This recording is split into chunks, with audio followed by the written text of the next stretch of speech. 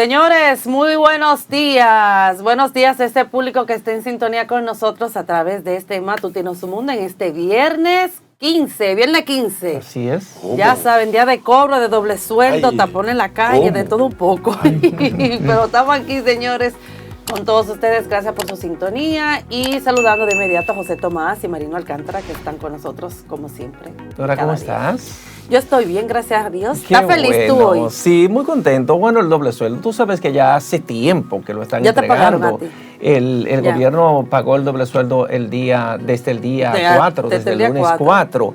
Y ya hay gente que comprometió ese sueldito, ya hay gente que lo dejó en las tiendas, tú sabes, porque hay Y en gente que las gana muy tarjetas. poco dinero, le pagan a las tarjetas, compran la pinta de Navidad, pero bueno, hay otras empresas, por ejemplo, que dan bonos especiales a los trabajadores y hay unos chelitos que se mueven ahora en diciembre. La gente tiene la oportunidad de flexibilizar su situación económica. Nosotros aquí contentos porque tenemos la compañía de todos ustedes y aquí, como siempre, con Lorena Erasme y Marino Alcántara. Así es. Gracias y buenos días, Lorena. Y siempre contenta, Lorena. José Tomás, Ahí va. buenos días.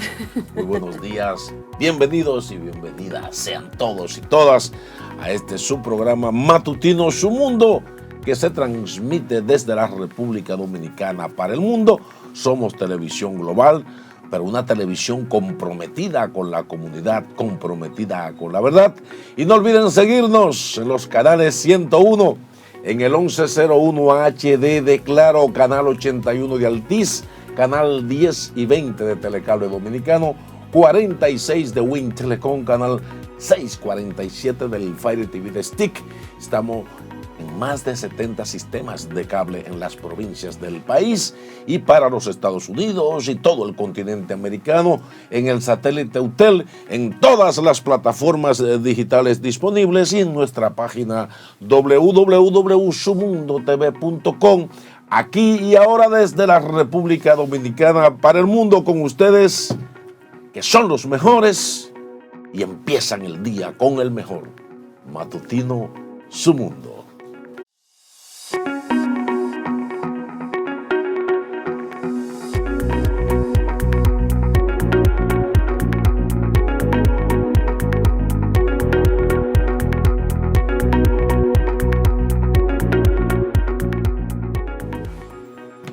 Bueno, y con nuestro sistema de cámara web en vivo nos vamos hasta Francia. Ahí tenemos la imagen de ARC 1800 Village, una de las principales áreas del Arts Winter Resort en Auvergne, Alpes, Francia. Qué hermosura, señores.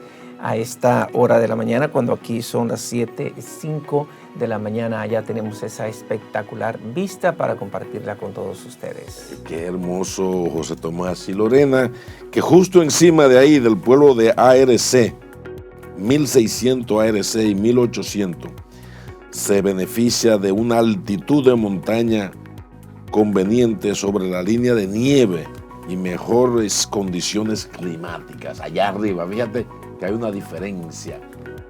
Ay, patinando, Lorena, ahí.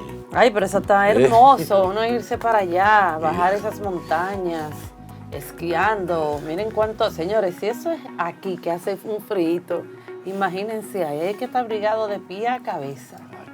Pero sí. eso está hermoso. Sí, Mira esa neblina. bellísimo, ¿no es cierto? Mira que esa formación nubosa así que hace ya al final y los árboles allá, un espacio paradisíaco, hermoso, para disfrutarlo, para apreciarlo y valorarlo. Vamos a mandar a Lorena Sí, unas Lorena. vacacioncitas Pero pagada. para que luego nos cuente. Pero pagada con dólares. Yo feliz. Everything included. Todo incluido, por favor. Ya sabes. Entonces, Tomás, hay que pasar al plano nacional. Claro, vamos a ver que tienen los periódicos, los más importantes periódicos de la República Dominicana, iniciando con el diario Su Mundo de Multimedios Su Mundo. Dice ahí que el MIREX, el Ministerio de Relaciones Exteriores, entregó la quinta edición del premio al emigrante dominicano, señor Oscar de la Renta, al dominicano líder comunitario en Nueva York, Kemuel Arroyo Peña. Mira, llama la atención que ayer trascendió la noticia que haitianos desprenden puerta fronteriza y la lanzan al río Masacre, una manera de forzar a que se abran el mercado y binacional. la frontera también, Sí. y la frontera. Guay. Pero es lamentable. Señores, República Dominicana presenta avances de recuperación de bienes sustraídos al Estado en la ONU y economía de República Dominicana crece un 31.1% en el 2023 y subirá 4.1% para el 2024. Un 3.1. Un 3.1. Sí, 3.1. Sí. Ajá, y en el 2023 y subirá 4.1 para el 2024, según la CEPAL, o sea que estamos bien. Vamos a ver lo que nos trae en Supuestamente esta eso, fecha, la CEPAL. viernes 15 de diciembre, el periódico Hoy. Aquí tenemos el periódico Hoy.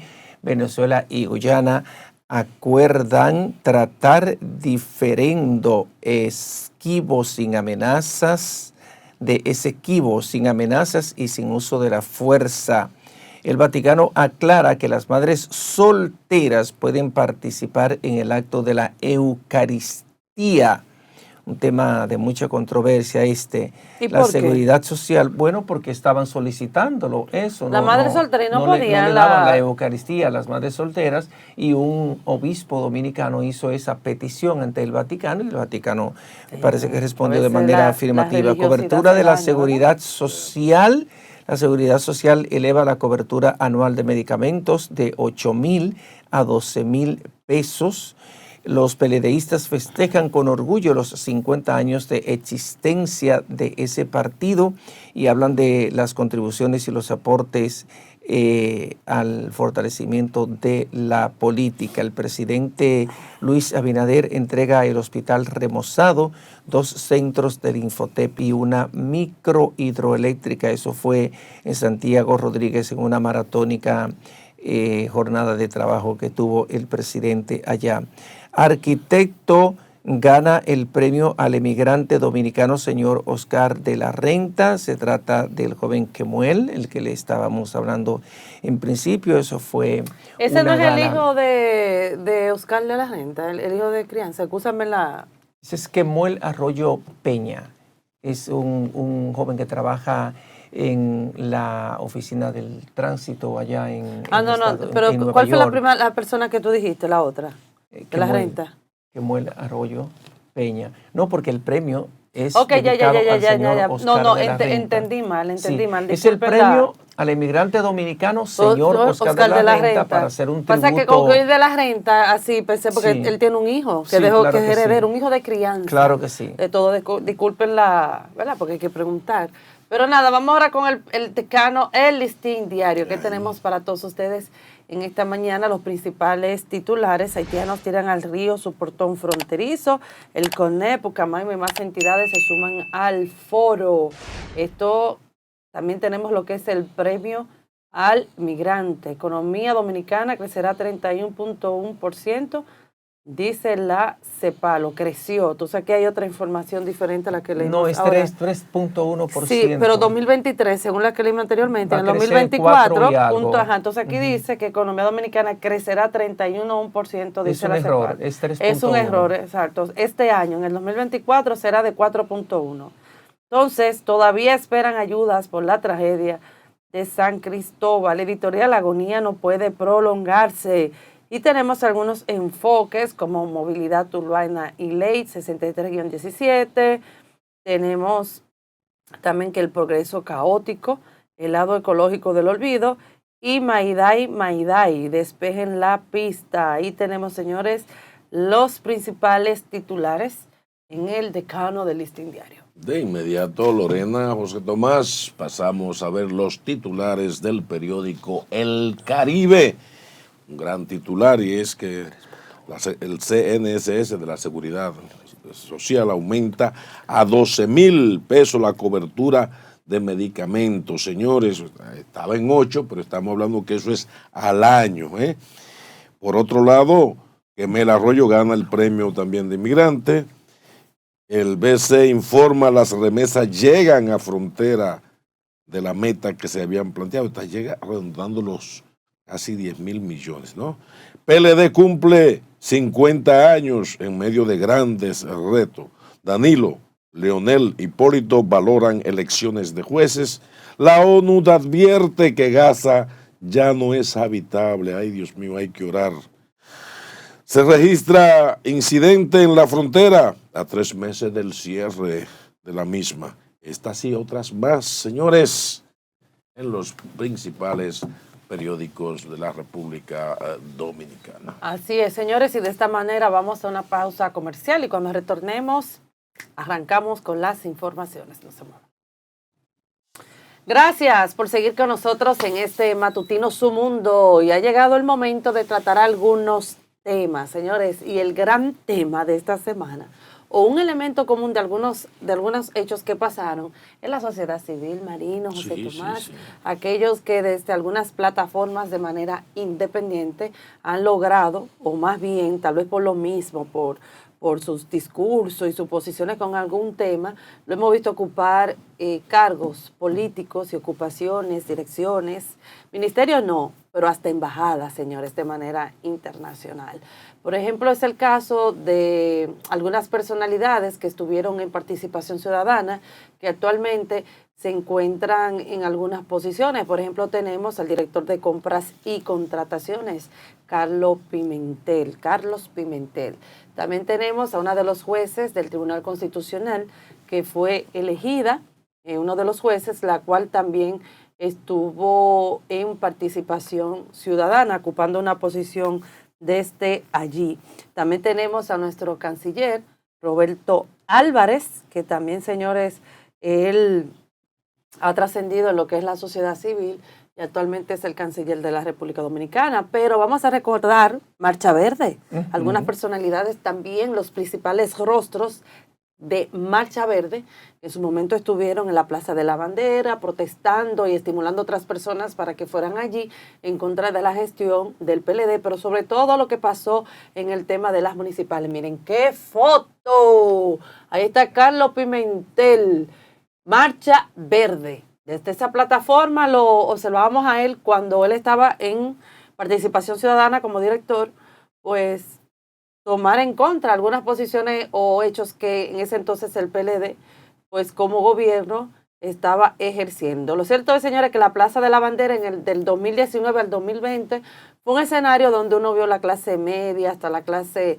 media alta, la clase baja, de manera sana, como ciudadanos, su compromiso de ir a protestar, sobre todo exigir la salida del PLD. Primero marcó lo que fue las elecciones municipales, las fallidas en el 2020 y de ahí adelante, pues comenzaron a acudir.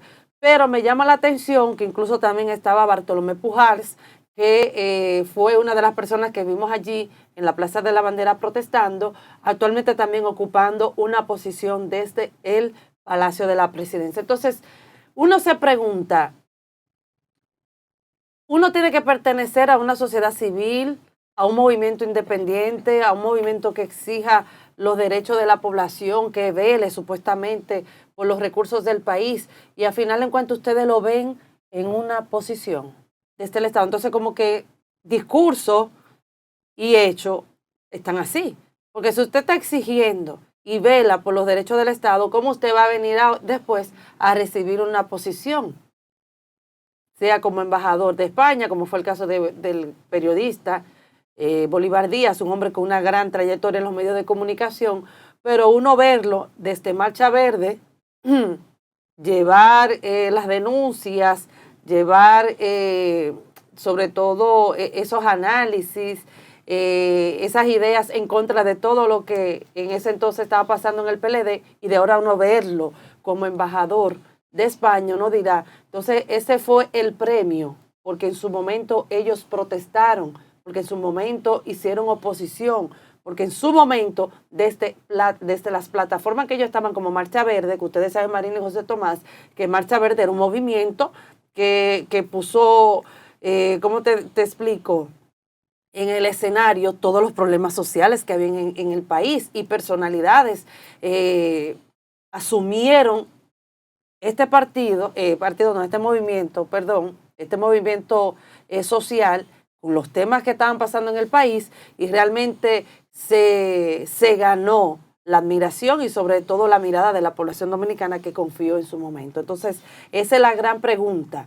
Hay que estar de manera independiente en un movimiento independiente, entre comillas, movimiento independiente, ser de la sociedad civil para luego uno ser tomado en cuenta en el gobierno, o es, señores, la telaraña, el muñeco armado, para que te tomen en cuenta, o que tú realmente perteneces a un partido, eres aliado de un partido, y la telaraña es el muñeco que tú supuestamente perteneces a la sociedad civil para luego que se te tome en cuenta. Entonces, como que yo no entiendo. No sé si me doy a entender. Mira qué es lo que pasa. Lo que pasa es, por ejemplo, tú tienes mucha razón al señalar que muchas de esas personas que están designadas en esos cargos públicos fueron directores, fueron coordinadores de participación ciudadana. Claro. El caso de Carlos Pimentel, que además de ser coordinador de participación ciudadana, sabe que participación ciudadana es la representante del capítulo República Dominicana de Transparencia Internacional.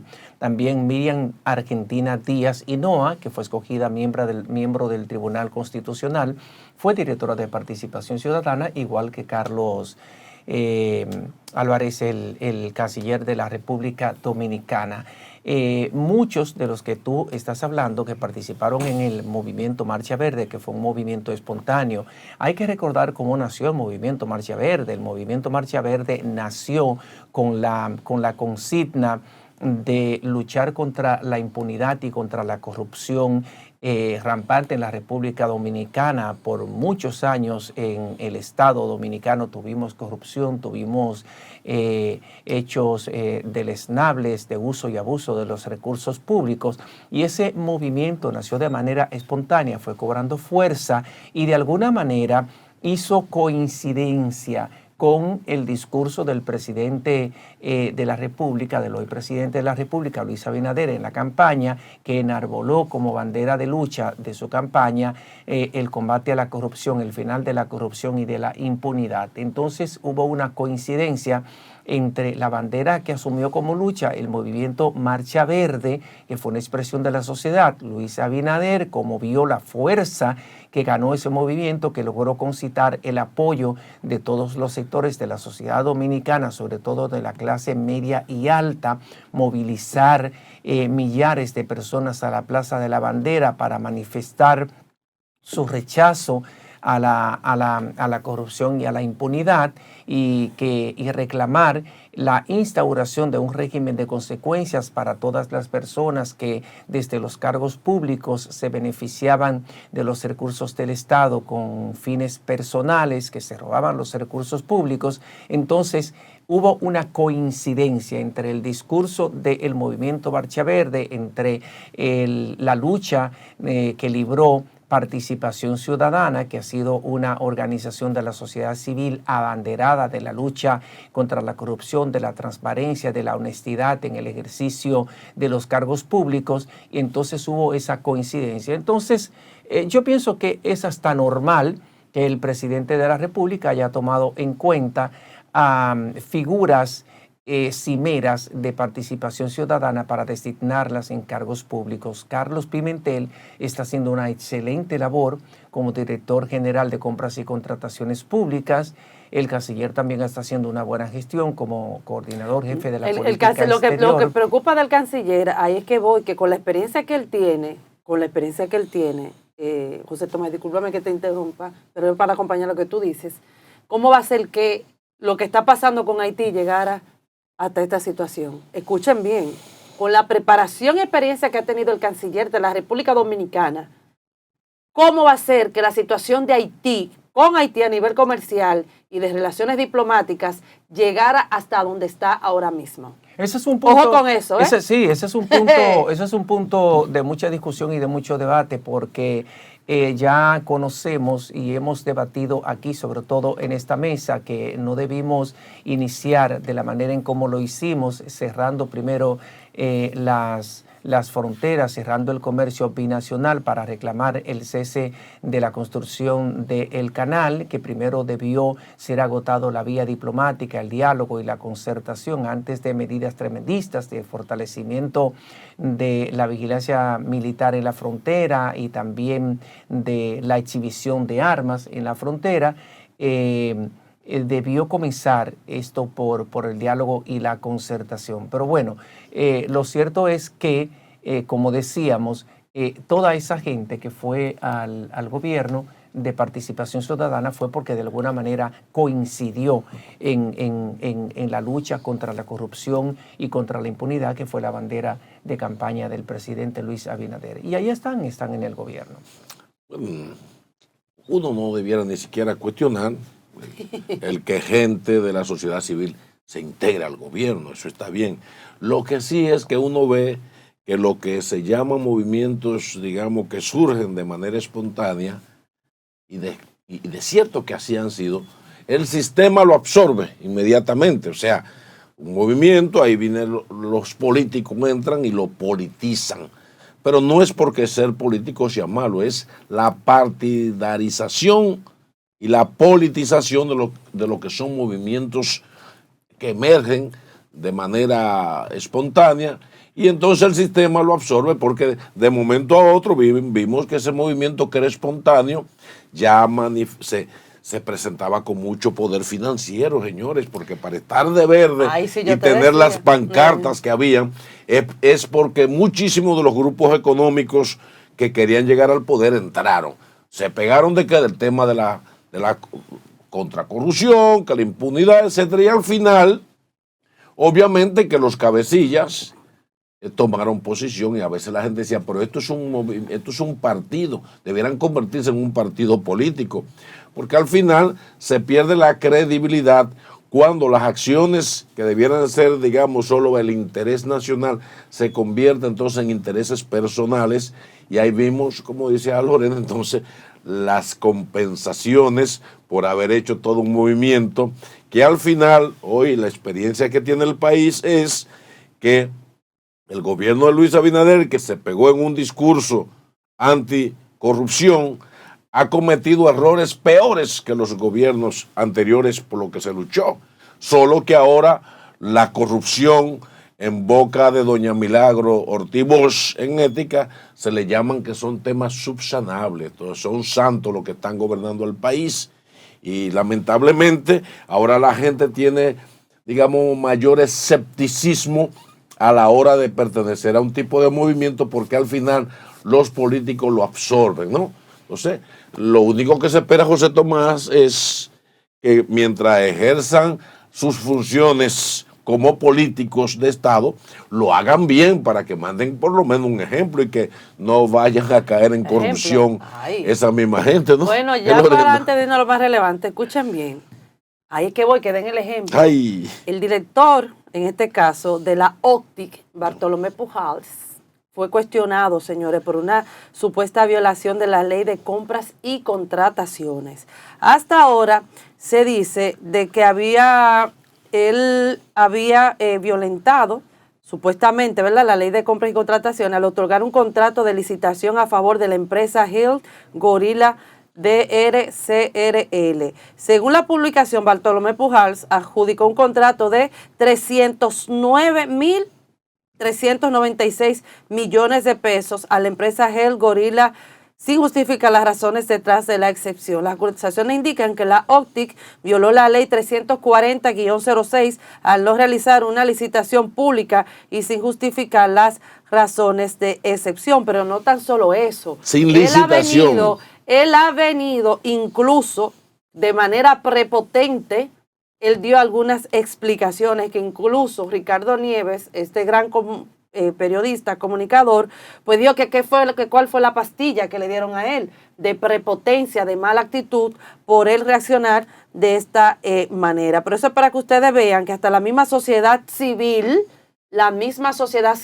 cuando tienen el poder, cuando están en el poder, como que lo marea el poder, ese perfume, señores, y les sale lo que realmente ellos son, unos prepotentes que creen que no son intocables. Y da vergüenza que Bartolomé Pujals, viniendo viniendo de protestar, de exigir, de denunciar lo que es la impunidad, la corrupción desde el PLD, tenga esta actitud, este comportamiento, y miren lo que pasó desde la dirección que él está presidiendo. Eso es para que ustedes vean, su verdadero yo que él tenía ahí adentro salió a flote. Pero nada, vamos a ver lo más relevante de la mano de nuestra compañera Valentina Campio.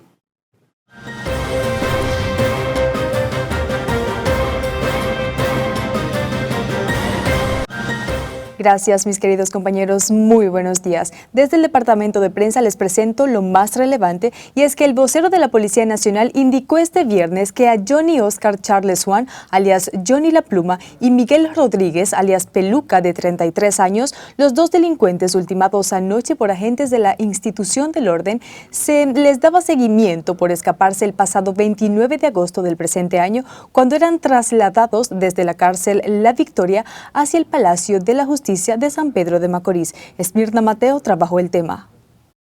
El vocero de la institución del orden indicó que al momento de hacer contacto con los antisociales, donde ambos resultaron heridos, lo que luego le provocó la muerte, y a los mismos se les ocuparon 2 pistolas. Con la caída de Johnny La Pluma, pues se desarticula una poderosa banda criminal que se dedicaba a realizar atracos a mano armada, tumbes de drogas, secuestros, extorsión, cobros compulsivos, robos de vehículos, tráfico y comercialización de armas de fuego y sicariato. Bobo, no ladrones querían atracar. Durante el incidente también se apresó a la nombrada Justina Cristina Guzmán, de 34 años. Además, resultó herido el mayor Juan Velázquez, comandante del Departamento de Antisecuestros y Extorsiones de la Policía Nacional. Las investigaciones continúan y se profundizan a su vez para dar con cualquier otro integrante de la banda. El tiroteo, que ocurrió frente a un reconocido centro comercial, generó gran pánico entre los que se encontraban en el lugar. Esmirna Mateo, Noticias Su Mundo. Los enfrentamientos entre la Policía Nacional y presuntos delincuentes, como es el caso de Johnny Oscar Charles Juan, alias Johnny La Pluma, y Miguel Rodríguez, alias Peluca, generó críticas y preocupación en el Congreso Nacional. Como nos cuenta Vanessa Valdés, legisladores consideran que a los delincuentes les fusilan para que informaciones fuertes no salgan a la luz. Pero también la ciudadanía tiene familiares que han caído abatidos por estos antisociales. A pesar de que congresistas lamentaron el dolor que embarga a las familias de los fallecidos, aseguran que los delincuentes, al no acatar el llamado de entrega de las autoridades, desafiar a la uniformada fuertemente armados, terminan muertos. Esa respuesta de la policía debe seguir siendo contundente, porque los delincuentes no actúan con flores ni actúan de manera bendiciendo a las autoridades. Los 2 presuntos reconocidos delincuentes murieron la noche de este miércoles al enfrentar una patrulla del DICRIM. Estas muertes y otras a mano de las autoridades fue criticada por la bancada del PLD, indicando que algunos son fusilados para que no salgan a la luz informaciones. La policía, como perdió la batalla contra la delincuencia, lo que hace es de esos delincuentes que ellos son cómplices, porque cuando en los puntos de droga acá en los barrios, los fines de semana, ¿quiénes son los que van a buscar el peaje? Son policías. Entonces cuando se ven atareados van y lo matan. El presidente de la Comisión Permanente de los Derechos Humanos en la Cámara de Diputados, Dionisio Restituyo, entiende que este tipo de acción violenta los derechos del ciudadano conforme a reglamentos de la Constitución. Porque tienen una visión distinta del tema de la delincuencia y se creen que matando al ciudadano de manera extrajudicial, de manera ilegal, van a terminar de resolver el tema de la delincuencia, cuando no le dan el enfoque. A los presuntos delincuentes fallecidos se le daba seguimiento por escaparse desde el pasado 29 de agosto del presente año, cuando eran trasladados de la cárcel La Victoria hacia el Palacio de Justicia de la provincia de San Pedro de Macorís. Vanessa Valdés, Noticias Su Mundo. Cambiamos de tema y es que el expresidente Danilo Medina se refirió este jueves a la elección de los nuevos miembros del Tribunal Constitucional. El exmandatario consideró que no hubo consenso en la elección de los jueces de la Alta Corte. Los magistrados seleccionados son Napoleón Ricardo Esteves Lavandier, presidente, Fidias Federico Aristi Payano, Amaury Amílcar Reyes Torres, Sonia Argentina Díaz de Sánchez y Armi Esperanza Ferdas Reyes. Y lo cogió el organismo que tenían que cogerlo. ¿Qué vamos a hacer? ¿Fue una elección en consenso? No creo que sea en consenso. Solo sabe que no. Danilo Medina encabezó junto a la dirección PLDista la misa por los 50 años de la fundación del Partido de la Liberación Dominicana, donde dijo que la organización ha hecho grandes aportes al desarrollo del país. Ante la lluvia de críticas de la oposición política por la designación de los nuevos integrantes del Tribunal Constitucional, el expresidente Hipólito Mejía expresó que la oposición siempre va a criticar y más en el panorama electoral. Asimismo, descalificó la salida del senador Bautista Rojas Gómez, quien abandonó la reunión del Consejo Nacional de la Magistratura durante la selección de los nuevos magistrados. La oposición, que siempre debe hablar, y si son mediocres, más hablan. Es decir, que eso no es problema. Ya, mientras tanto, yo, por ejemplo, yo no conozco al señor Esteves, yo conozco una persona que es familia mía, que no la he visto hace muchísimo tiempo, la señorita Díaz e Hinoa. Después, todo lo que yo vi en la declaración de muchos miembros, inclusive, que dicen que están muy contentos con esa designación. Es un charlatán de Salcedo que siempre habla de todo. Los dirigentes de partidos de oposición han expresado que hubo una repartición de vacantes a los 5 puestos y que el proceso no se llevó con transparencia. A juicio del secretario jurídico del Partido de la Liberación Dominicana, José Dantes, entre los electos como jueces del Tribunal Constitucional hay 2 o 3 que no son idóneos. Aunque no la mencionó, en ese grupo Dantes criticó que entre los escogidos figura Sonia Díaz, la ex coordinadora general de Participación Ciudadana. Lo que ahí vemos realmente es una incoherencia, porque eran ellos los que justamente criticaban que fueran gente vinculadas a los partidos políticos, a las altas cortes. Entonces, tanta crítica que luego acaban haciendo lo que ellos criticaban. Se recuerda que el Consejo Nacional de Magistratura escogió el pasado martes a los nuevos representantes del Tribunal Constitucional, escogencia que ha generado reacciones a favor y en contra de los diversos sectores de la sociedad. En otro orden, a pesar de que en el país se reportan más de 23.000 casos sospechosos de dengue en lo que va de año, el ministro de Salud, Daniel Riveras, aseguró este jueves que ha disminuido la incidencia de estos casos de la enfermedad. Esmirna Mateo nos amplía. Según el último reporte, los casos sospechosos registrados ascienden a 23.036. Sin embargo, el ministro de Salud afirmó que los casos han disminuido. Gracias a Dios, a la cooperación de nuestros médicos, de la Junta de Vecinos, de nuestro personal, toda esta unión de voluntades hace que hoy podamos seguir cuidándonos y controlando. Lo que no queremos que la gente se descuide, siempre seguir descacharizando, quitando los criaderos. Rivera indicó que una muestra de esto es que en los últimos días los principales centros de salud han reflejado un descenso de pacientes que acuden con síntomas de dengue. Sin embargo, llamó a la población a no bajar la guardia y mantener las medidas. Hoy el Hugo Mendoza prácticamente no tiene caso, igualmente Robert Reed y todas las provincias. Creemos seguir trabajando porque hemos hecho la advertencia que dice la OMS-OPS que tenemos que seguir controlando. El ministro de Salud Pública se refirió al tema durante la jornada de salud denominada Ruta de la Salud, la cual se llevó a cabo en el sector de Cristo Rey, y en la misma se realizan consultas, estudios médicos y charlas preventivas a quienes residen en este sector. Esmirna Mateo, Noticias Su Mundo. Hasta aquí lo más relevante. Estuvo con ustedes Valentina Campion. Ahora vamos a una breve pausa, pero mantengan su sintonía con nosotros, que al regresar seguimos con más de Matutino Su Mundo. Gracias, amigas y amigos, por permanecer con nosotros. Usted está en Matutino Su Mundo, desde la República Dominicana para el mundo, televisión global comprometida. Y aquí en Multimedia Su Mundo no callamos ni ocultamos la verdad. Con ustedes, que son los mejores, que empiezan y continúan el día con el mejor. Matutino Su Mundo. José Tomás Paulino, ¿qué tenemos, hermano? Hoy tenemos aquí como invitado especial, nos honra con su presencia al doctor Rigoberto Rosario. Él es un abogado penalista, constitucionalista de la República Dominicana, y con él vamos a hablar de temas muy importantes, analizar un poco cómo está la situación de la justicia dominicana. Buenos días, bienvenido a Matutino Su Mundo. Buenos días, es un placer estar aquí con ustedes.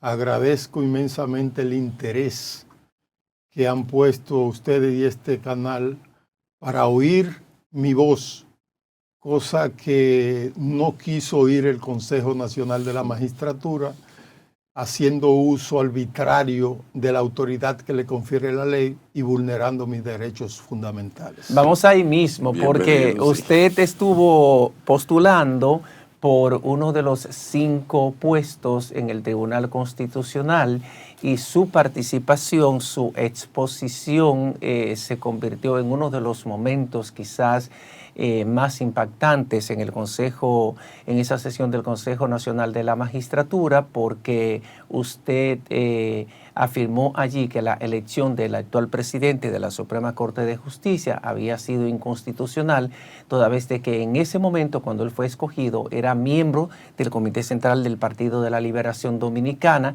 y por esa afirmación que usted hizo, fue llamado la atención por la vicepresidenta de la República, que era la que estaba conduciendo los debates en ese momento. Hay quienes dicen que no era el momento, que no era el escenario para usted hacer una afirmación de ese tipo. Entonces quisiéramos que usted nos explique en este momento por qué decidió hacer esa denuncia en ese escenario, si usted sabía que era exponerse y que era invalidarse como postulante. Bueno, en ese sentido, yo respeto los criterios que han tenido personas y hasta medios de comunicación. Ahora bien, ¿cuál sería el escenario ideal que no fuera en el que concurren los 3 poderes del Estado con sus máximos representantes? Ahí estaba representado el Poder Judicial, el Poder Ejecutivo y el Poder Legislativo con sus máximas autoridades. Nadie desconoce de que ese proceso constituye una farsa. Desde años yo vengo meditando y llegué a la conclusión de que alguien tenía que decirlo. Y el momento y el lugar para decirlo era en un proceso y en presencia de todas esas autoridades, porque ellos se creen tan listos que creen que le están tomando el pelo a toda la población, y no es así.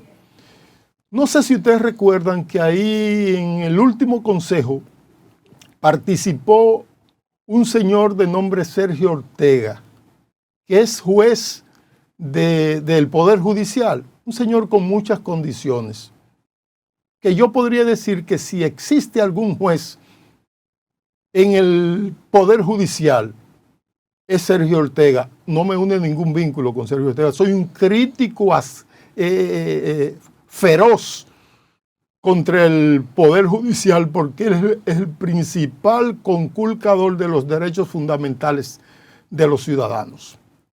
Sergio Ortega, luego de pasar el anterior, que fue exactamente en el anterior consejo, denunció una cantidad de fechorías y travesuras que se hicieron en el consejo, pero no lo hizo en el estadio, lo hizo después de salir por Twitter. Ustedes pueden acceder a su Twitter y se van a dar cuenta. Y no es menos de lo que él dijo, es todo lo contrario. Es más, él fue muy conservador en ese sentido. En el caso nuestro, nosotros fuimos con el designio de decir lo que todo el mundo sabe y que nadie se atreve. A eso fuimos. Yo no por mi condición, mi capacidad, mi integridad probada, sabía que no era elegible. ¿Por qué no era elegible? La Constitución y ese órgano, el Tribunal Constitucional, al cual se le llama guardián de la Constitución.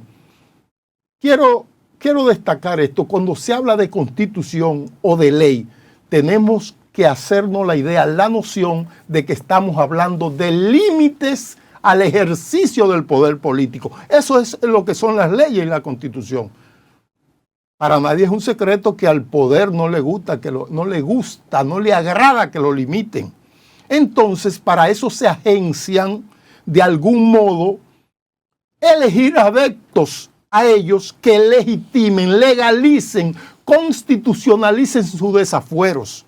En mí no tienen un partidario en eso, porque yo soy de los seres humanos que solamente le debo obediencia a la Constitución y a mi conciencia.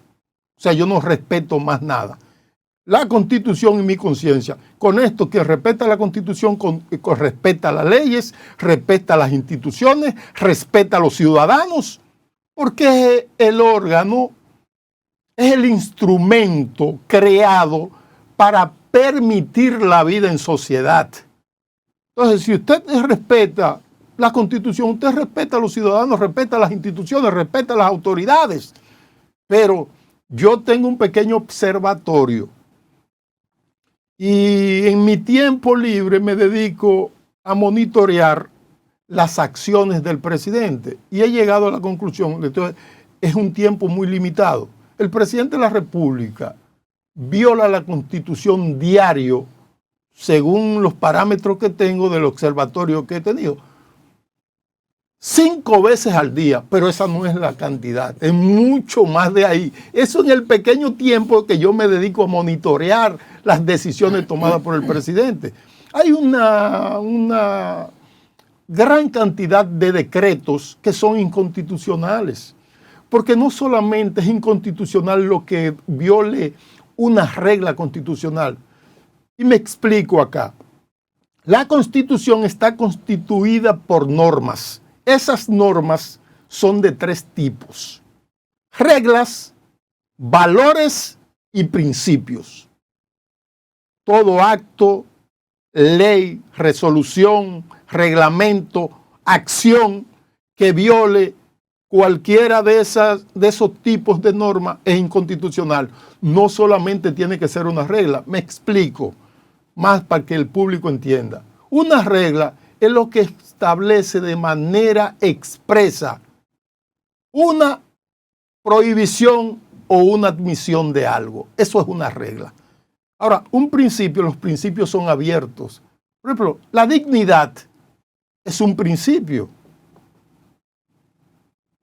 Dice el artículo 6 de la Constitución que el ordenamiento jurídico dominicano se sostiene en la dignidad.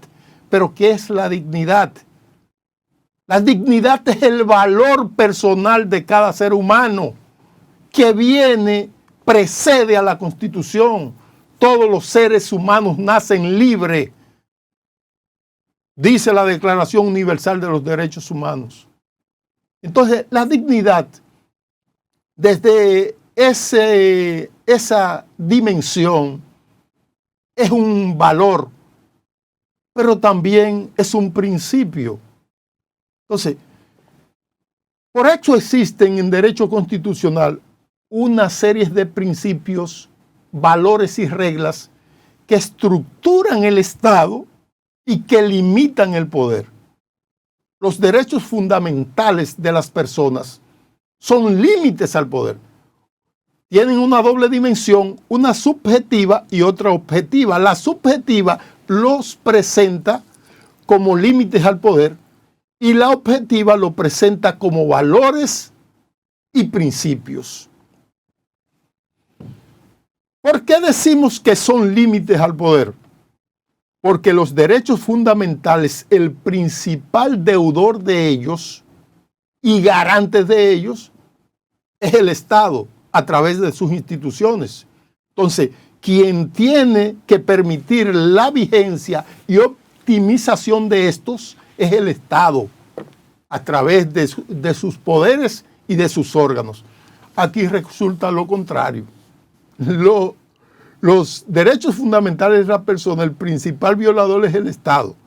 Como yo dije en el escenario del Consejo Nacional de la Magistratura, los principales violadores de ellos son los jueces del Poder Judicial. Y me preocupa sobremanera que sean los jueces del Poder Judicial lo que más aspiran. En esa aspiración, las 2/3 partes de los aspirantes a ocupar eran jueces, extrañamente eran jueces, pero ¿qué van a hacer? Lo mismo que están haciendo del otro lado. Eso es poniendo, como decimos en lenguaje de pueblo, el ratón a cuidar el queso.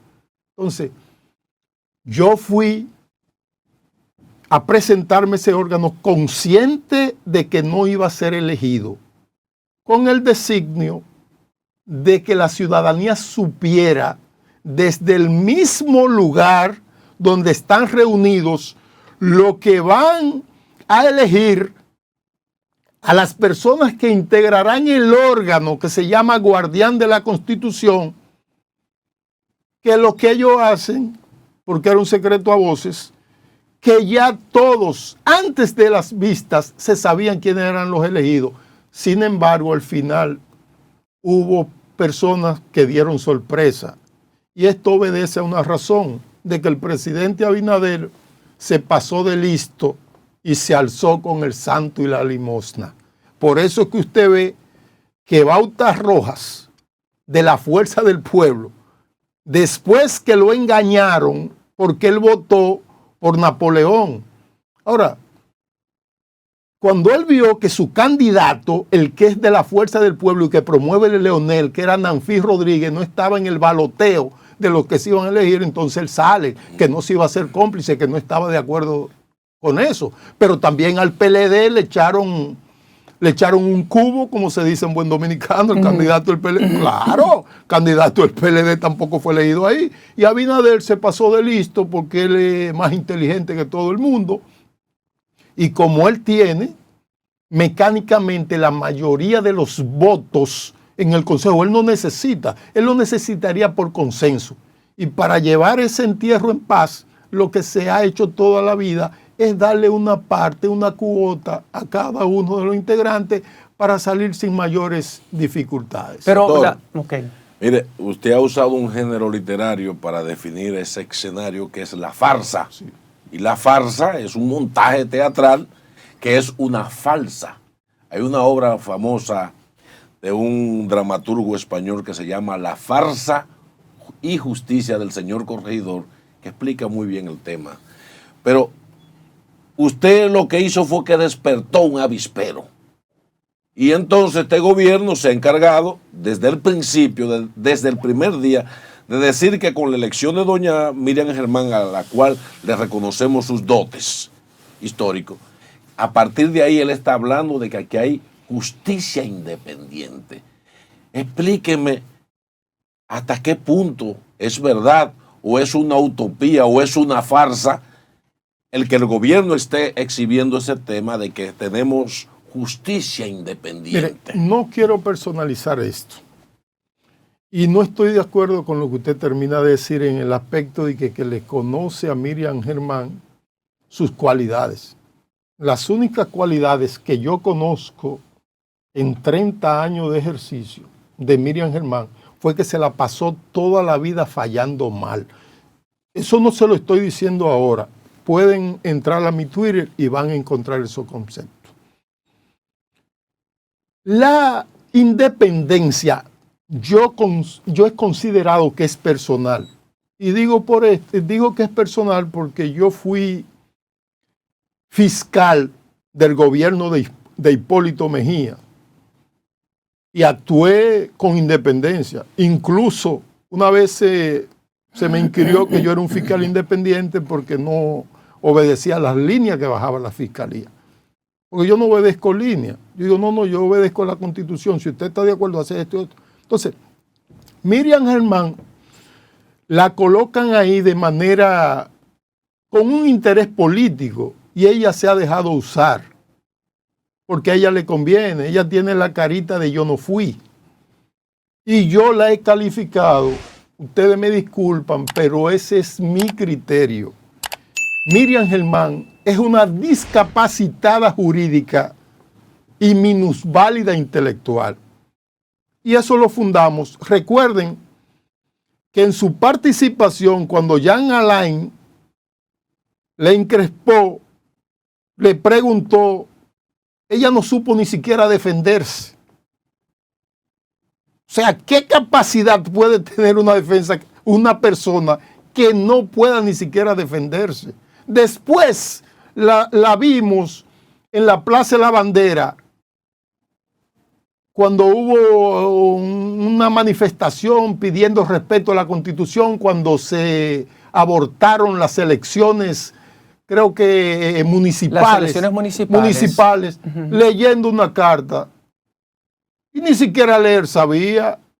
Ni siquiera. Yo tengo una niña de 6 años que lee mucho mejor que Miriam. Entonces, y ahí habían unas preguntitas que era lo que hacía ella, que repetía.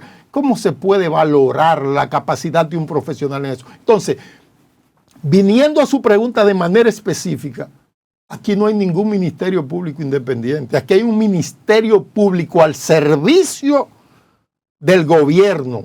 Y quien dirige ese ministerio público no es Miriam Germán, porque eso no es así. O sea, enunciativamente, y quien tiene la autoridad de conformidad con la ley es Miriam Germán, pero de manera operativa quien decide lo que se hace ahí es Jenny Berenice. Y el decreto de Jenny Berenice, que eso también no me dejaron abordarlo. Y como era una dama que me interrumpió, yo soy padre de 3 hijas, esposo de una, hijo de una, mis hijas no me iban a perdonar que yo le dijera lo que esa señora se merecía. Y por eso nos conducimos como nos condujimos. Y el decreto de Jenny Berenice es contrario a la Constitución, es inconstitucional. ¿Cómo así? Claro que sí. Atención, país. Claro que sí. Es que la ley orgánica del Ministerio Público 133.11, si ciertamente la Constitución le da la facultad al presidente de designar a la Procuradora General o Procurador General y 7 de sus adjuntos, la ley reglamenta cómo hacerlo. Y 7 de los adjuntos son nombrados por el titular de la Procuraduría y los otros 7 por el presidente de los juristas, no de miembro del Ministerio Público de carrera. Y en el caso de ella se designa porque dentro del Ministerio Público de carrera, entre comillas, que ella dice ser, porque ella fue por el dedo que ingresó al Ministerio Público y vino a la Fiscalía del Distrito por el dedo, eso lo sabe todo el mundo, pero nadie lo dice. Entonces, buscaron un bajadero y el presidente de la República la designa, pero que el presidente de la República no puede designar sino a los que estén en el grupo de juristas, no de la carrera. Entonces, para ella ser ascendida dentro de la carrera, se necesitaba que tuviera la categoría 3 como procuradora y ella acababa de ser ascendida porque venía de ser fiscal del distrito y tenía la categoría más baja, 1, y entonces por ese lado no podía. Entonces el presidente, como dueño y señor que él se cree de este país, que está por encima de la ley de la Constitución, emitió un decreto designándole y se acabó todo, según él cree. También vamos para el Constitucional en enero. Yo voy a atacar todo eso. Aunque yo sea una sola golondrina en el desierto, yo voy a atacar todo eso. Por lo menos consigo que el pueblo, la población y los políticos queden desenmascarados y el pueblo quede informado. ¿Usted va a atacar también ante el Tribunal Constitucional la actual elección de los 5 miembros que acaban de ser electos para el Tribunal Constitucional? Claro. ¿Por qué? Y también el Consejo. Sencillo. Yo dije, y he sostenido, nadie, absolutamente nadie ha refutado con argumentos jurídicos que lo que yo dije de Henry, de la elección de Henry, no es así. Si usted busca todos los medios de comunicación y las reseñas, lo que dicen es que ese no era el lugar. Pero si no era ese, ¿cuál era? Porque eso es un tema constitucional y yo estoy enunciando ante el Consejo mi hoja de vida. Entonces, ellos lo que debieron preguntarme ahí, ¿por qué yo sostengo que la elección de Henry es inconstitucional? Porque es un debate de constitucional y de derecho constitucional, y ahí lo que se van a elegir son los guardianes de la Pero ellos lo que Constitución. le plantearon a usted es que ese no era el tema de la evaluación. Eso fue lo que le plantearon, y que usted estaba fuera de orden. No. Que usted lo que debía limitarse era a presentar su perfil académico y su hoja de vida y cualquier otro elemento que usted entendiera que podía ser válido para su ponderación como titular. Pero óigame, José Tomás, lo que yo estoy haciendo es presentando mi hoja de vida. Porque ¿qué es su hoja de vida? Lo que usted haya hecho como abogado. ¿Y qué yo dije? Que soy un asiduo escritor de temas constitucionales y penales, haciendo ensayos constitucionales y análisis jurídicos. Y dentro de los análisis que yo he hecho, analicé la resolución del año 2019 de ese órgano, o sea, del Consejo Nacional de la Magistratura, llegando a la conclusión de que lo que he dicho es dentro de mi hoja de vida. Yo no me he salido de protocolo, ni le he faltado el respeto a nadie. Mi extinto padre decía que a nadie se le falte el respeto con la verdad. Y lo que yo he dicho es la verdad. Nadie ha podido refutarme lo que yo he dicho. Y lo que he dicho está dentro de lo que he hecho en mi hoja de vida. Y prueba de ello es que usted accede ahora mismo a mi cuenta de Twitter, actualmente X, y va a encontrar ese análisis colgado desde el año 2020. Entonces yo lo que estoy dando a conocer al Consejo lo que yo he hecho como abogado, y dije, como le repito ahora, que había dicho anteriormente, que he escrito ensayos y análisis jurídicos sobre tópicos constitucionales, y cité ese. Y también iba a seguir citando el de Jenny y cosas, pero no me dejaron, porque a ellos no le convenían. Si usted observa, a mí se me vulneraron mis derechos fundamentales. Te diría, ¿cuál? El derecho a la igualdad. Yo tengo el derecho, como lo tenían todos los postulantes, a que se le hagan preguntas, y la misma cantidad de lo que le hicieron a los otros. A mí no se me quiso preguntar nada, pero usted sabe por qué se hace. Porque que en las respuestas a su pregunta iban a salir otras cosas que iban a poner los integrantes del Consejo y al mismo Consejo como órgano en entredicho su constitucionalidad. Entonces, respondiendo específicamente a su pregunta, que por qué yo lo voy a tocar, pero un miembro de ese Consejo es inconstitucional, como yo lo he sostenido. Entonces, las decisiones provenientes de un órgano donde uno de sus integrantes es inconstitucional, devienen inconstitucionalidad. Doctor Rigoberto. Por eso. Usted, en ese avispero que despertó, y que además lo ha dicho adrede, lo hizo adrede, consciente de lo que estaba haciendo y que era el escenario que usted quería aprovechar, e insiste en que va a seguir enfrentando eso para desenmascarar el sistema, digamos, judicial en el país. ¿No teme usted que con quienes se va a enfrentar tienen el rol de ser jueces y partes? Esto lo vamos a contestar después de unos comerciales. Amigas y amigas, estamos con Rigoberto Rosario, abogado, penalista, escritor, el hombre que ha hecho soltar el avispero en el sistema judicial dominicano. Quédese con nosotros, que ustedes son los mejores y continuarán con el mejor matutino de su mundo. Regresamos en breve.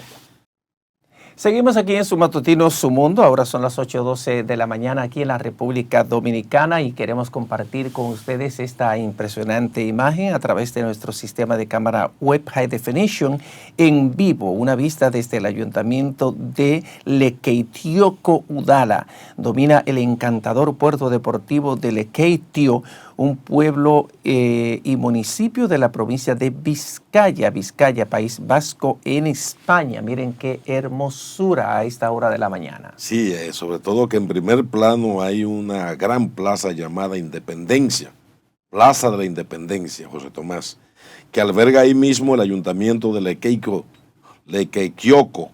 Udala y la magnífica Basílica Lekeitio, Basílica de Nuestra Señora de la Asunción. España, una belleza, José Tomás. Por donde quiera que usted lo mire. Bueno, pues bajamos aquí, seguimos esta entrevista con el doctor Rigoberto Rosario, es abogado penalista, constitucionalista y también autor de diferentes obras y estudios jurídicos. Doctor, hablamos de que usted en enero va para el Tribunal Constitucional. Y dejamos una pregunta en el aire, José Tomás. Perfecto. Sí. Para que nos conteste cómo enfrentarse en eso que dice José Tomás a un equipo de gente que van a ser juez y partes. Bueno, eso es sencillo. Lo que hemos hecho en nuestra vida como abogado ha sido enfrentar al poder, porque el defender los derechos fundamentales de las personas que hemos representado constituye un enfrentamiento con el poder. O sea, para nosotros no es extraño hacer esto, porque como le dije, es lo que hemos venido haciendo toda la vida en nuestro ejercicio como abogado. Somos conscientes de que nos enfrentamos al poder esta vez y más que al poder, a un órgano extrapoder, que es el órgano de control jurídico del poder político, el Tribunal Constitucional. Ahora bien, en nuestro accionar frente a ese órgano, que tiene como misión fundamental el establecer la supremacía constitucional y garantizar los derechos fundamentales de las personas, tendrá una prueba de fuego. Quedar desenmascarados y que la ciudadanía sepa que no son lo que lo han concebido para hacer, sino un órgano más al servicio del poder, no de límites al poder como debe ser. Fue una pregunta recurrente por unos de los consejeros, la irrecusabilidad de los jueces de ese órgano. Incluso quien hoy es presidente electo de ese órgano no supo responder, a quien le atribuye una serie de conocimientos, que el único conocimiento ventajoso que tenía o que tiene es su vinculación con San Lobatón, el de aduana, que es quien lo catapulta y lo llevan primero como cuota del PRM en el 2019, que no era el PRM quien presidía el Consejo Nacional de la Magistratura, pero por su cuota lo integran como juez de la Suprema Corte de Justicia. Y ahora, antes de la elección, era un secreto a voces, incluso un candidato presidencial así lo denunció, que él iba a ser el presidente, y no era menos, porque ellos mecánicamente tienen la mayoría de los votos, y aún sin la aprobación de la oposición iba a salir electo. La irrecusabilidad de los jueces del Tribunal Constitucional está establecido en el artículo 28 de la ley 137-11 del Tribunal Constitucional, orgánica del Tribunal Constitucional y de los procedimientos constitucionales. Si ustedes observan y buscan las entrevistas, porque fue recurrente esa pregunta, todo el mundo respondió de manera errada incluso sí, porque no, que la irrecusabilidad reside y tiene su objetivo en que no se altere la mayoría calificada que se necesita, que está compuesto por 13 miembros, pero tiene que seccionar de manera válida con 9. Y entonces la mayoría de esos 9 deciden. Eso no es así. ¿Por qué no es así? El artículo 40, numeral 15, 40 numeral 15, si mal no recuerdo, de la Constitución establece el derecho que tiene toda persona que es juzgada, procesada, a ser oída, escuchada, juzgada por un juez imparcial. Entonces, esa norma, que es una norma adjetiva porque está contenida en una ley, choca con una norma constitucional establecida en el artículo precedentemente señalado. Y deviene en inconstitucional. O sea, porque una ley adjetiva no puede derogar una disposición constitucional, es todo lo contrario. La ley, todo lo que contradiga, choque con la Constitución, está afectado de nulidad. Eso es un axioma en derecho constitucional. Entonces, por tanto, los jueces del Tribunal Constitucional sí son recusables. Sí, son recusables en virtud de ese artículo. Claro. Yo tengo el derecho de que mi causa la conozca un juez imparcial. Y de antemano no puede ser un juez que ha salido beneficiado del proceso, el cual yo ataco, que me juzgue a mí. ¿Dónde está la imparcialidad? ¿Dónde está la objetividad? ¿Y dónde vamos con ese juez entonces? Bueno, no sé dónde lo vamos a buscar, pero ellos tienen que ingeniársela en virtud de los principios y valores establecidos. El derecho a un juez imparcial es un derecho y una garantía fundamental de todo procesado. Es constitucional. Claro. Eso poco importa que cualquier ley adjetiva diga que fulano no es recusable. Es recusable en virtud de ese artículo, de ese principio constitucional que consagra el juez imparcial. Pero la imparcialidad, lo que se busca con la imparcialidad del juzgador es que la decisión, la instrucción de la causa que se lleve a cabo esté revestida de la objetividad necesaria y desprovista de los prejuicios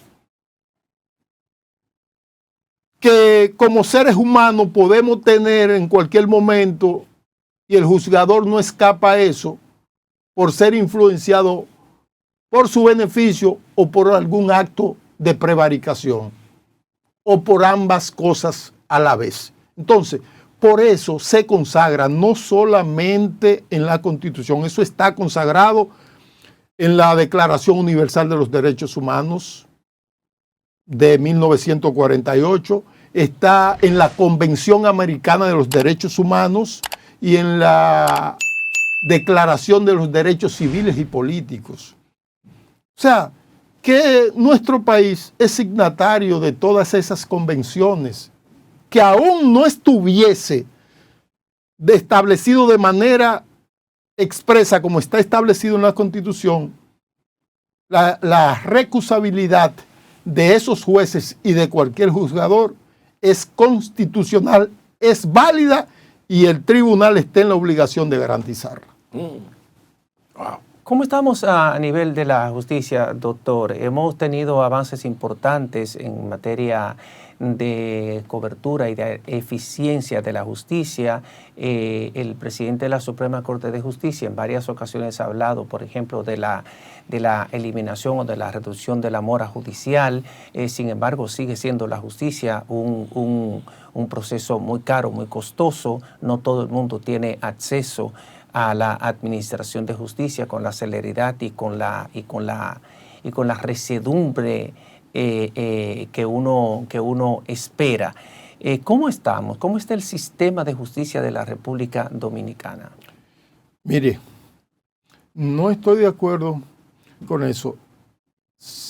Creo que ustedes son testigos, al igual que yo. Balaguer en el año 1992 dijo que la justicia dominicana era un mercado donde se vendían y compraban sentencias.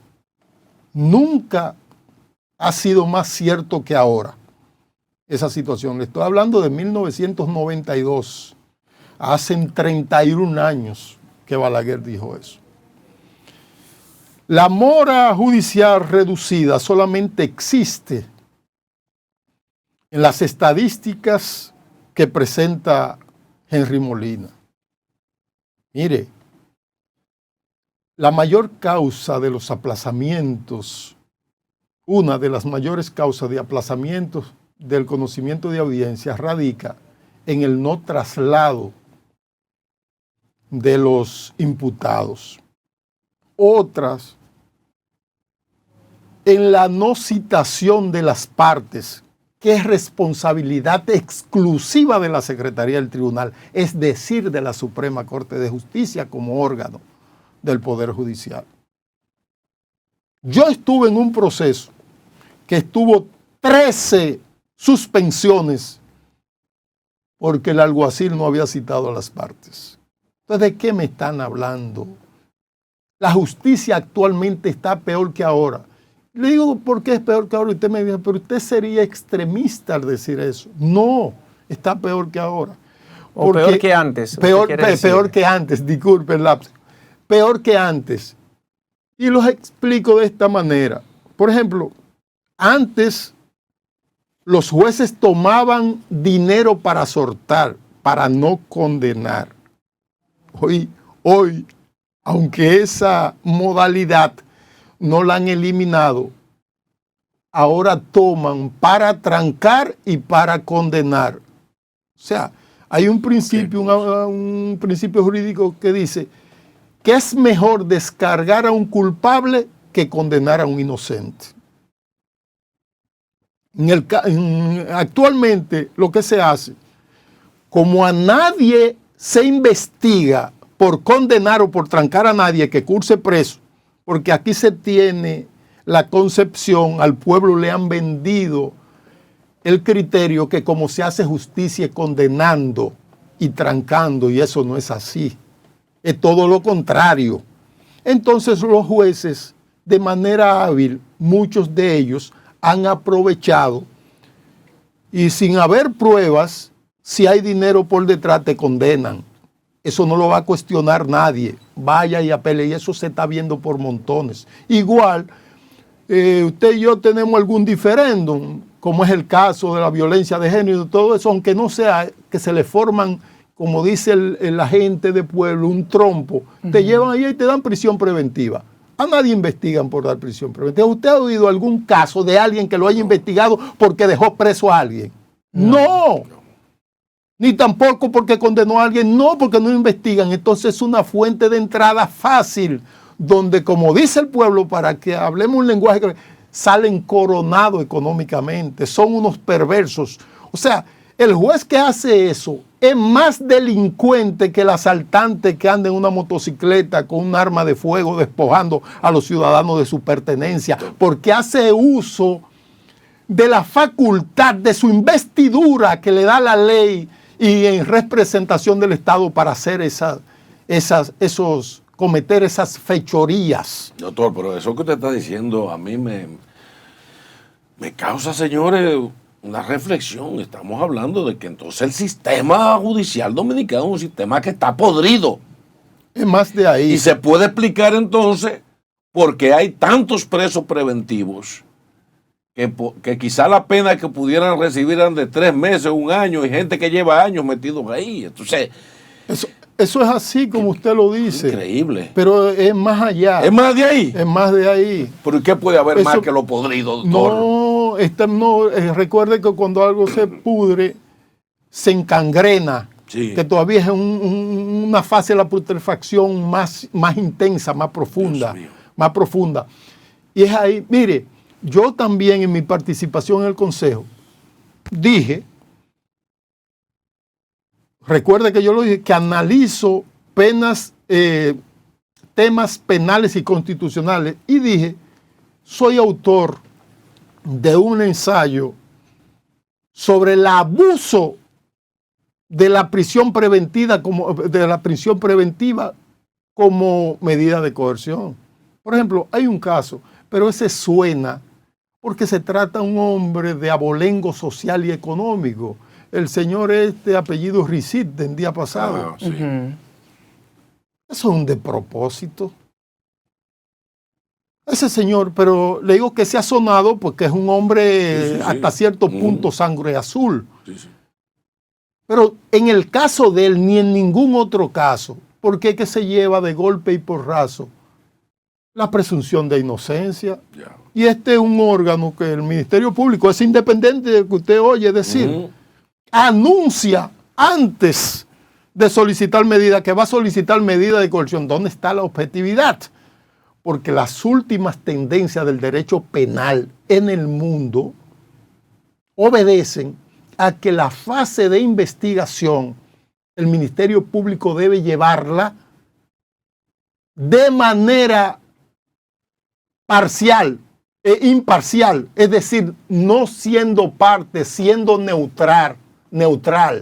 O sea, debe ser neutral en la fase de investigación, porque se trata de establecer una premisa en esa investigación mediante la recolección de pruebas que conduzcan de manera razonable a sostener que ese investigado, ese sospechoso, ese imputado, como se le quiera llamar, resulte con probabilidad autor o cómplice del hecho que se investiga.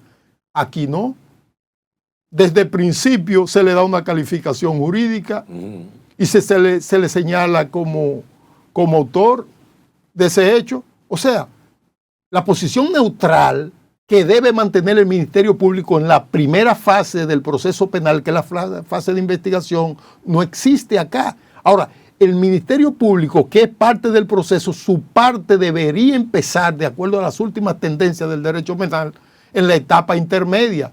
¿Por qué en la etapa intermedia? Porque ya hay unos elementos de pruebas recogidos que hace que la autoridad se forme la concepción, la tesis, la hipótesis, lo que usted quiera, pero sostenida en esas pruebas y dando sustentación, fundamentación de manera objetiva a de que ese ciudadano es con probabilidad autor o cómplice del hecho. Eso no es lo que se hace. Entonces aquí estamos muy perdidos con eso. Y estamos hablando y cacareamos y ondeamos la bandera de la independencia. ¿De cuál independencia judicial? Esto es un instrumento más perverso que el que teníamos antes. Dios mío. Yo lo que he hecho toda mi vida es defender imputados, porque son la parte débil del proceso contra los que se cometen abusos. Y yo he visto cosas acá. Yo llevé un proceso porque se trataba de dos mujeres de Consuelo San Pedro de Macorís, negra, pobre, prieta y fea.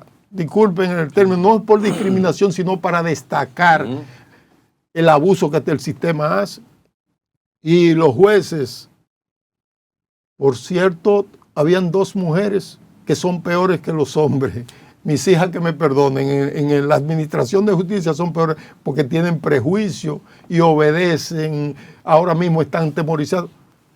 Cometieron con eso el peor de los abusos, teniendo la corte, después de una ardua labor de enfrentamiento con la corte, llevarlo a la razonabilidad, a la objetividad, que incluso la parte persiguiente renunció a un recurso que tenían y ellos querían proseguir con la acción. Wow. O sea, ensañados. Sí, sí. Aquí se ven cosas que usted no tiene ni siquiera idea. Lo peor que le puede pasar a un ciudadano actualmente es que se le abra un proceso judicial. Poco importa que quien se lo abra obtenga ganancia de causa o no. Con solamente abrirle un proceso judicial, a usted le embroman la vida. Justamente hablando Wow. de eso, ayer el director de la Oficina de Defensoría Pública se estaba quejando de la poca cantidad de abogados para la defensa pública que tienen, que necesitan por lo menos 250 más, porque dice que los que tienen ahora, que son creo que 270, están llevando hasta 450 casos al mismo tiempo. Eso es demasiado, eso es una carga de trabajo excesiva para que un abogado pueda desempeñarse con niveles óptimos en la defensa de los casos puestos bajo su responsabilidad. Y la Defensoría Pública es la oficina que defiende a los pobres, a la gente que no tiene dinero para pagar una justicia que es cada vez más cara. Como usted dice, que dijo en su parte final, debía ser así como usted dice. La oficina, y ha sido concebida así, la Oficina de Defensa Pública está concebida para garantizar la defensa de aquellos que no tienen recursos para pagar una asistencia técnica privada. En la práctica no es así. Mi amigo Rodolfo Valentín, que es quien dirige la defensa pública, fue abogado de Henry Molina cuando lo procesaron por ante la Suprema en un proceso anteriormente. Hoy Henry Molina no gana 500,000 pesos en la Suprema, él no puede pagar una defensa privada. Yo con mi dinero tengo que pagarle dinero a ese señor. Entonces no es tal así. Y hemos visto otros casos, incluso de otros jueces, que se han servido de la defensa pública, y el defensor, que es mi amigo, pero es un figurero, no le voy a decir es mi amigo, pero es un figurero, se prestó a eso porque ciertamente, aunque es un órgano dependiente de la Suprema Corte de Justicia, cuando Henry Molina, o sea, si hubiese sido yo, pero eso habría que tener mi carácter para hacerlo, si hubiese sido yo que él va a pedir mi servicio, digo, no, pero presidente, a usted no le sale defensa pública porque usted puede pagarla. Sin embargo, no mandó un defensor. Él, como director de la defensa pública, fue quien fue a defender a Henry Garrido. Entonces las cosas, vamos a decirlas como son. Mi amigo podría molestarse, pero allá él. Mi papá me enseñó, una mentira no la digo, pero una verdad no la callo. Doctor, no tengo compromiso con nadie. Finalmente, de mi parte, caramba, el país se está perdiendo tener un procurador como usted. Pero el sistema, entonces, con las falencias que usted está desnudando en el país, usted es un antisistema. Usted no entraría entonces en esta lógica, porque nada más, solamente con un decreto del próximo presidente de la República, usted podría entrar en el sistema y ver cómo puede aprovechar los clivajes que de hecho ya tiene las falencias del sistema y poder hacer algún cambio. ¿Dónde ve usted la esperanza? ¿Qué habría que hacer para que la República Dominicana pudiera tener un sistema sano de administración pura de la justicia en base al respeto de la ley de leyes, que es la Constitución? Mire, eso que usted acaba de decir, yo fui en un programa de televisión, un amigo, una persona muy respetada de esta sociedad, al momento que se estaba baloteando y le preguntaron en un programa de televisión que quién creía él que debía ser Procurador General de la República. Me refiero a Juan Miguel Castillo Pantaleón, un connotado abogado que fue juez, un gran amigo a quien aprecio y respeto. Dijo en un programa de televisión que de verdad agradezco mucho el concepto que tiene el doctor Juan Miguel Castillo Pantaleón de mi persona y de mi condición de profesional del derecho.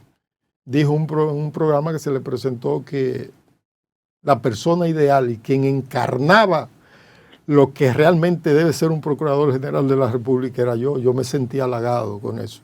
Sin embargo, luego de terminar el programa, que me mandan el corte, yo llamo a Juan Miguel y digo, Juan Miguel, agradezco sinceramente tu valoración, pero tú sabes que a mí no me van a nombrar. Porque el sistema lo que necesita son personas que le sirvan al sistema, no antisistema, pero que tampoco yo no soy antisistema. Porque aunque me califiquen así, yo no soy antisistema. Yo lo que soy un intérprete correcto de la Constitución y esclavo de lo que ella dice. Ahora, el que esté enmarcando sus acciones, el ejercicio de su poder fuera de la Constitución, entonces yo me veré en la obligación de enfrentarlo. Y como el poder no quiere, no le es cómodo que lo enfrenten, que lo limiten, como dice que usted. lo limiten, entonces yo no seré procurador nunca, pero es por esa situación. Pero yo encarno el prototipo de juez constitucional por un lado y el prototipo de procurador, pero para eso se necesita conciencia social, vocación política para hacerlo. O sea, debe estar la determinación del poder político para hacerlo. Pero no es así, no existe, todavía en este momento no existe eso. Porque usted ve que los presidentes, cuando llegan, mediante la campaña se mantienen diciendo una cosa diferente a lo que posteriormente hacen. Pero gracias a Dios, a las redes y a la modernidad que existe hoy en día, todo queda grabado y entonces podemos sacarle. No, pero usted dijo esto, porque después que se llega al poder, el único propósito que tiene quien llega al poder es mantenerse. ¿Cómo? Al costo que sea. Esa es la situación. Wow. Bueno, muchísimas gracias al doctor Rigoberto Rosario por acompañarnos en este viernes, día 15 de diciembre. Gracias a ustedes, amables televidentes. También continúen con lo que resta de su espacio, su matutino, su mundo. Dio cátedra el hombre, Dios mío. Gracias, amigas y amigos, por su fiel continuación con nosotros aquí. Multimedio Su Mundo, este matutino Su Mundo, con la frescura de estas Navidades, que agradecemos a Dios esta natividad, el nacimiento del niño Jesús, que es lo que celebramos. Lorena, hermana, cuenta. Así es. Bueno, Marino, y en este momento pues vamos a conversar con nuestra querida coach Glenny Morillo. Así es que con ella vamos a hablar de interesantes temas, como siempre. Ella y yo como que hablamos en la mañana y venimos siempre como combinadas. Buenos días. Venimos buenos días de gemelita. Yo ahorita le dije, si nos pusiéramos de acuerdo, quizás siempre. Porque casi latinamos. Me puse ese tono de esta misma blusa y dije, déjame ponerme algo más llamativo. Porque como yo, tú sabes, soy media morenita y el set del programa a veces juega un papel medio en mi contra. Sí.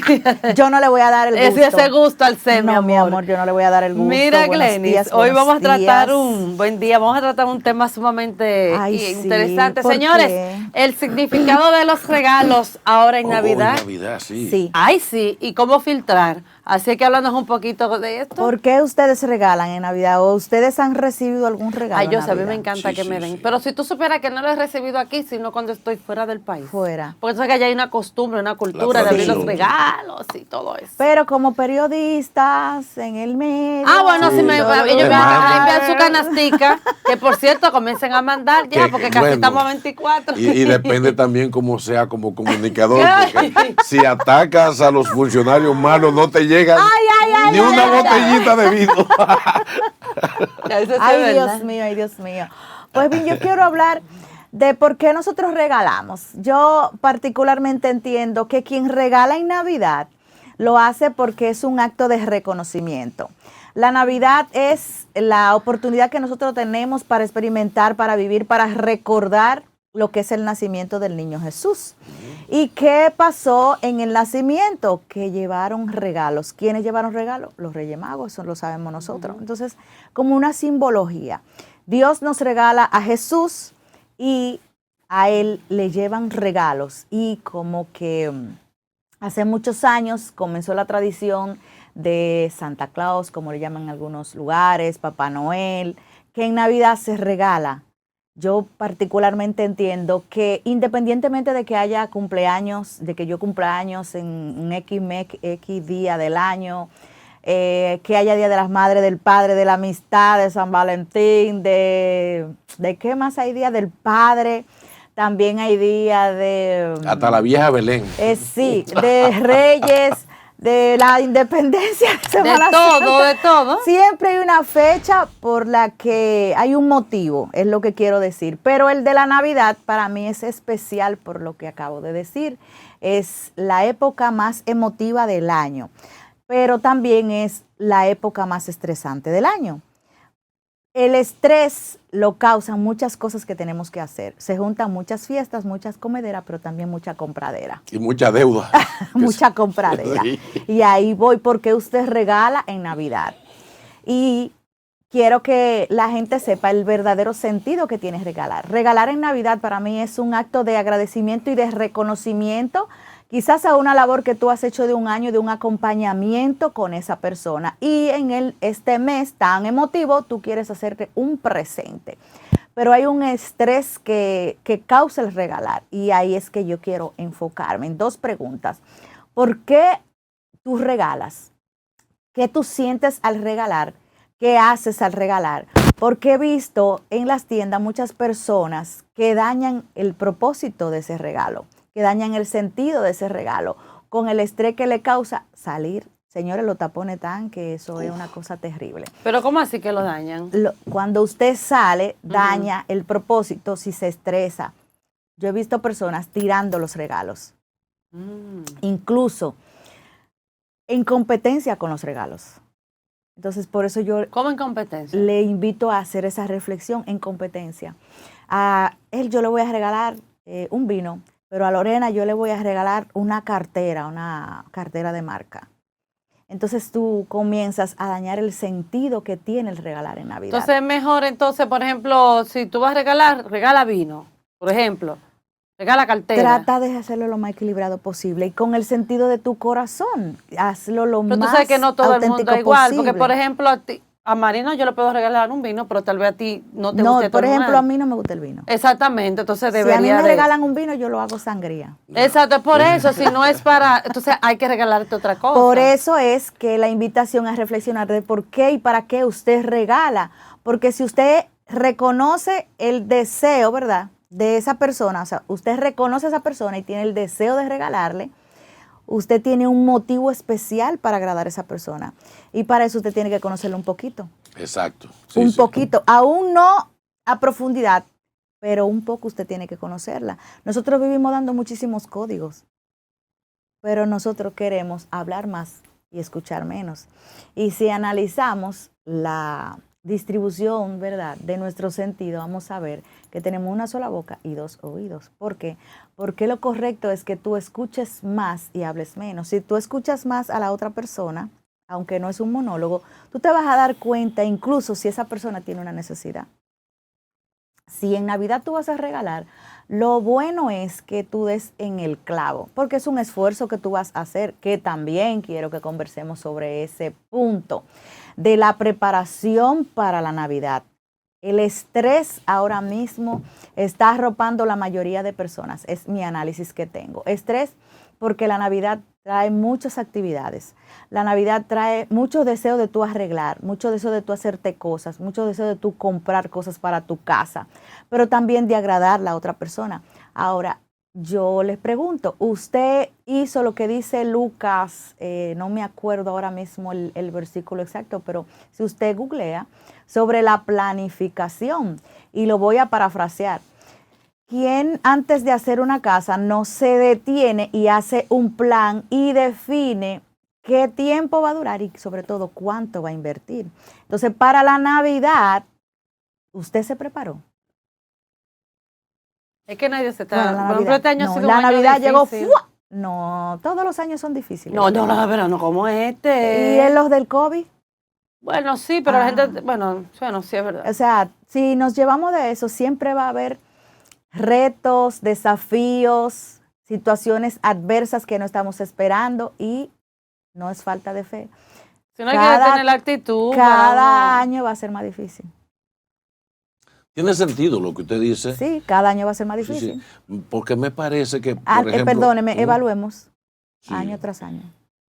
Sí. Cuando usted conoce bien a alguien, sabe cuáles serían sus necesidades. Si el regalo que usted da cuando la gente lo habla dice, ay, yo que necesitaba esto. el regalo tiene mayor sentido a una gente que le regale algo que quizás ni lo use. No. Eso es importante. Es que regalar es recordarle al creyente. La mayoría, o sea, todos somos creyentes, hay sus excepciones, pero la mayoría somos creyentes. Entonces, cuando tú das un regalo en Navidad, puntualmente, tú estás haciendo ese acto de entrega, tú estás recordando que en esta época al creyente nació el niño Dios. Entonces tú estás haciendo un acto de reconocimiento de eso, agradando a esta persona con ese detalle. Entonces, si ese es el sentido de la Navidad, ¿por qué estresarnos? La invitación es a que nosotros nos preparemos antes. Bueno, lo estamos diciendo hoy porque hoy fue que nos pusimos de acuerdo para hablar de este tema y estamos a tiempo porque todavía hay muchísima gente comprando regalos. Glenny, el chan con chan. O sea, hay gente que te dice claramente, mire, no me des regalos y lo demos en mi cuarto. ¿Qué tú haces con eso? ¿Qué significado tiene el regalo en ese sentido? Y hay que saber qué darle, porque si tú le das 2.000 o 3.000 pesos, dice, ¿y ese chelito? Sí, hay gente que es chan con chan que quiere en su cuarto. Bueno, eso ya es algo que se escapa al tema de hoy. Bueno, es que te lo dicen. Regala, pero te lo ya dicen. se escapa porque yo pienso que el dinero no es un regalo. Es un apoyo, es un acto generoso. Yeah. Se ve como un regalo, pero más bien es un acto generoso. Porque verdaderamente podemos tener una necesidad. Hay personas que se le daña la nevera, que no la pueden comprar, que se le daña algo, que tienen que comprar un celular, que tienen que pagar hasta una pinta de sangre. Y tú lo apoyas. Eso para mí es un acto generoso. En diciembre es más bien el regalo físico, el yo comprarte un detalle, el que sea, y entregártelo. Que se pide el dinero, bueno, esa persona tiene que tener mucha confianza o ser una persona de confianza, muy allegada exactamente, para pedir el dinero. Eso. Igual, o sea, tiene que ser una relación de mucha confianza donde te diga, mira, mejor dame el dinero, que con el dinero yo resuelvo una situación que yo tengo. Pero me gusta más la parte emotiva de entregarte algo físico que sea de tu agrado. Y ahí es que yo quiero, ese es el sentido, cuando nosotros nos tomamos el tiempo de observar y cuando lo personalizamos, porque incluso a las personas que yo le puedo dar un regalo, me gusta ponerle una tarjetita con un mensajito personalizado. No un BC, no un copy-pega. Claro. O sea, yo soy una persona muy atenta y muy detallista con esa parte, con personalizar, con buscar el punto que me diga que eso lo va a agradar. Ese es el sentido del tú regalar en Navidad. Pero hay dos puntos. Un sentido es el que verdaderamente el que tiene a Dios en su corazón hace y otro es el que lo hace por hacerlo, porque tiene que cumplir. Y eso es lo que más se está viendo hoy en día. El estrés que causa la temporada, pero que también va causando la vida. Y la invitación mía es a que se planifique y que usted sepa que no en todas las fiestas se baila, que no todas las comidas se comen y que no todos los regalos se hacen ni se reciben, que nosotros podemos decir un no que nos libere y nos sane de estar expuestos a dar muchas explicaciones. O sea, la época de la Navidad y el sentido de este tema de regalar en Navidad es que aprendamos a que también nosotros podemos tomar la decisión de hacer las cosas lo más sanamente posible sin causarnos tantos estrés a nosotros, haciendo lo que no podemos y también desagradando al otro. Gracias. Bueno, Glenis Morillo, gracias por haber estado con nosotros. Yo creo que hay mejor manera de despedir el programa con este mensaje, señores, de qué regalar en Navidad y sobre todo el significado. ¿Verdad, Glenis? Gracias. Te espero el otro viernes, Dios mediante. Estaremos aquí. Buscaremos desde hoy otro tema. Gracias, Glenis. Ustedes, amigos, gracias por su sintonía y será hasta el lunes, Dios mediante, que estaremos con ustedes nuevamente. Buen fin de semana, pórtense bien. Besos.